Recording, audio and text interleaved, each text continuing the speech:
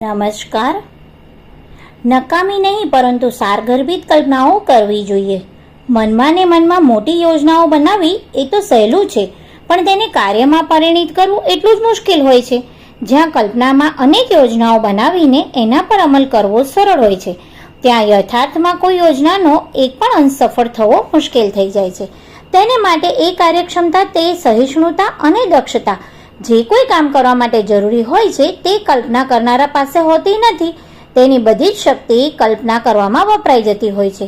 એ વાત ખોટી નથી કે કોઈ પણ વસ્તુ બનાવતા પહેલા વિચાર ક્ષેત્રમાં તેની યોજના બને છે, પછી તે બાહ્ય જગતમાં વ્યક્ત થાય છે, પરંતુ મસ્તિષ્કના તે વિચાર એમ જ આવતા નથી. તેને માટે નક્કર કામ કરવું પડે છે, પરસેવો પણ પાડવો પડે છે અને શ્રમ પણ કરવો પડે છે. તેમાં સહિષ્ણુતા અને ધૈર્યની જરૂર પડે છે, જેથી કે નિષ્ફળતાની સંભાવનાથી પણ બચી શકાય. જગતના બધા મહાપુરુષો જેમણે મોટા કામો કર્યા છે તેમને કલ્પનાઓ કરી છે.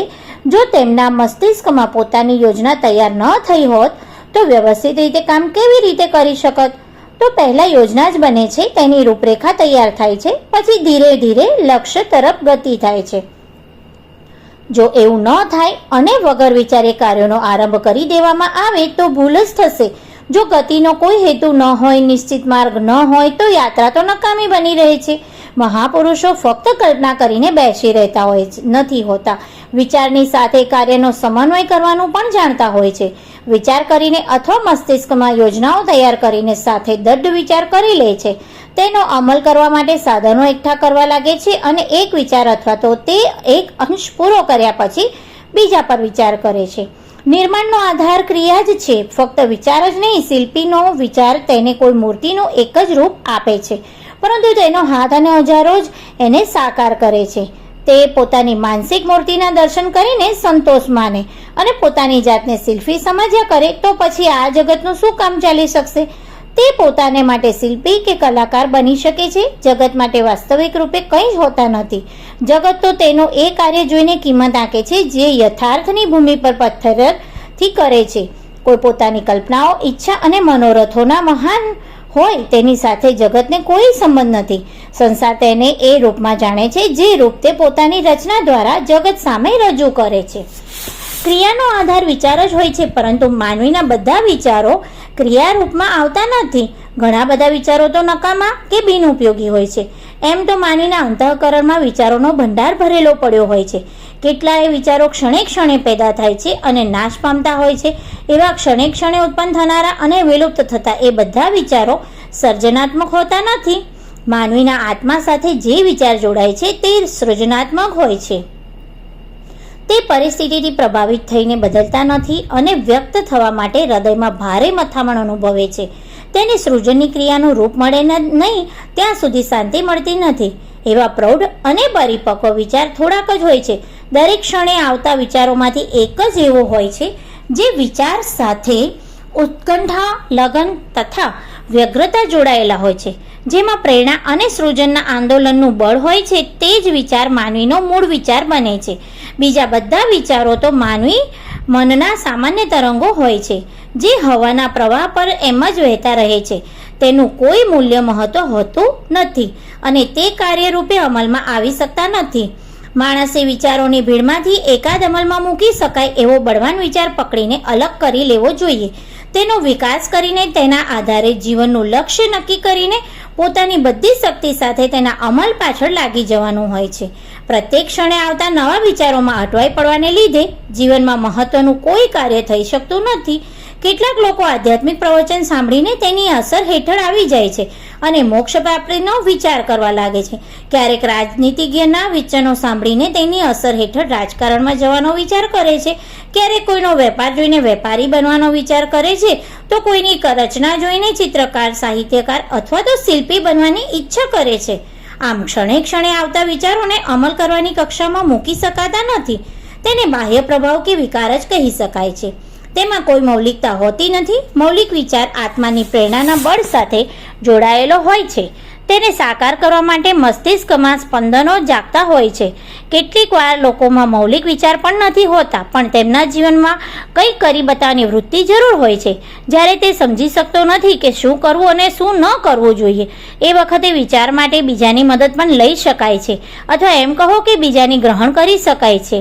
બીજાના વિચારોની મદદ લેવામાં એ વાતની સાવધાની રાખવાની હોય છે કે જે વિચાર પોતાની પ્રકૃતિને અનુરૂપ ન હોય તે સ્વીકારવા ના જોઈએ. માની લો કે કોઈ સ્વાભાવિક પ્રવૃત્તિ બીજી બાજુ છે અને કોઈની સફળતા કે ઉન્નતિ જોઈને વિચાર લેવામાં આવે અને રાજનૈતિક જીવનમાં નેતા બનવાનો વિચારક છે, તો તે તેમાં સફળ થઈ શકશે નહીં.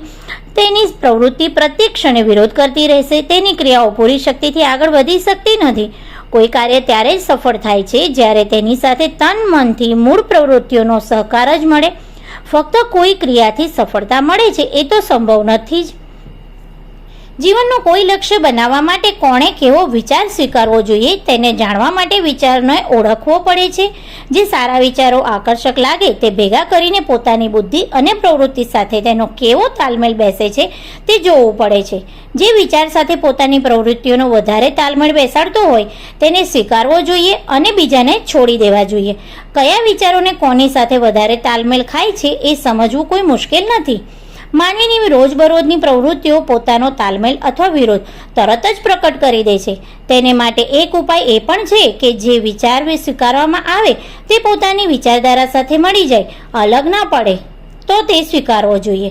અર્થાત જે વિચારનો સ્વીકાર કર્યો છે તેને આપણું અંતઃકરણ સરળતાથી વિકસાવે અને પલ્લવિત કરી શકે, તેમાં શાખા પ્રશાખાઓ પેદા કરે, એનો પોતાના ચિંતનને આધારે રૂપાંતર કરી શકે તેવા વિચાર ગ્રાહ્ય છે. લક્ષ્ય બનાવવા માટે કોઈ વિચારને લેતી વખતે એ વાત વિચારવાની જરૂર રહે છે કે જેને આપણે સ્વીકારીએ છીએ તેનો આપણી મૂળ પ્રવૃત્તિઓ સાથે મેળ ખાય છે કે નહીં. તે પ્રમાણે આપણી શક્તિ અને પરિસ્થિતિઓ છે કે નહીં. માની લો કે આપણે એવો વિચાર સ્વીકારીએ છીએ જેનો સંબંધ ઉચ્ચ કોટીના આધ્યાત્મિક સાધના સાથે છે અને તેને સફળ કરવા માટે વધારે સંયમ કે ત્યાગની જરૂર પડે છે. આપણી પ્રવૃત્તિ પણ તેને અનુકૂળ છે, પરંતુ પરિસ્થિતિ તેની સાથે સહકાર આપતી નથી કે જેથી બધું છોડીને સાધનામાં લાગી જવાય. ઘરની વ્યવસ્થા, કારોબાર, નાના બાળકોની જવાબદારી પોતાની ઉપર રહેલી છે, તો જે છોડી દઈએ તો મહાન અનર્થ પેદા થાય. કુટુંબ અને બાળકોનું ભવિષ્ય અંધકારમય બની જાય છે. ત્યારે એ વિચાર સ્વીકારી લેવા જેવો હોવા છતાં સ્વીકારી શકાય તેમ નથી. એને અમલમાં મૂકવા માટે થોડા સમય સુધી રાહ જોવી પડશે અને પરિસ્થિતિ અનુકૂળ થાય ત્યારે તેનો અમલ કરી શકાય છે. વિચારને સ્વીકારતી વખતે પોતાના આત્મામાં સ્વીકારવો પડશે અને ધીમે ધીમે અંદર મનનમાં ચિંતન કરી તેને મજબૂત બનાવવો પડશે. સાધના પથથી પરિસ્થિતિ અનુકૂળ થતાં ધીમે ધીમે આગળ વધવાનું રહેશે. એકદમ આગળ વધી જવું બરાબર નથી. એવું કરવાથી હિતને સ્થાને નુકસાન જ થવાનો ભય રહે છે. તો આવી રીતે વિચારોની ભીડમાંથી પોતાના મૂળ વિચારને પસંદ કરવો જોઈએ અને જો મૂળ વિચાર ન હોય તો અનુકૂળ વિચાર બીજે સ્થળેથી લઈને જીવન લક્ષ્ય તથા માર્ગ નક્કી કરીને યોજનાબદ્ધ રીતે ગતિ કરવા જોઈએ. વિચારને માત્ર વિચાર તરીકે રાખી મૂકવાથી કોઈ હેતુ સિદ્ધ થઈ શકશે નહીં. સિદ્ધિ માટે વિચારો અને ક્રિયાઓનો બરાબર મેળ બેસાડવો પડશે. જે ફક્ત વિચાર જ કરી રાખે છે અને તેને મૂર્તિમંત બનાવવા માટે ક્રિયા કરતા નથી, તેમના વિચાર મગજમાં રહીને તેને નિરર્થક બનાવી દે છે. વિચાર સૃજનની આધારભૂમિ જરૂર છે. મૌલિક દઢ તથા કાર્યમાં પરિણામે ત્યારે તે સિવાય માત્ર કલ્પના કરતા પોતાના વિચારોને લઈને ફર્યા કરે તે કંઈ કરી શકશે નહીં. જે નિષ્ક્રિય વિચારોની જાળમાં ફસાય છે તેનું જીવન મોટે ભાગે સફળ થતું નથી. પછી વિચારો ભલેને મહાન હોય, સુંદર હોય અને કલ્યાણકારી કેમ ના હોય અને કેમ ન તે એ વિભ્રમમાં પોતાને મહાન મહાપુરુષને આદર્શ વ્યક્તિ સમજતો રહે.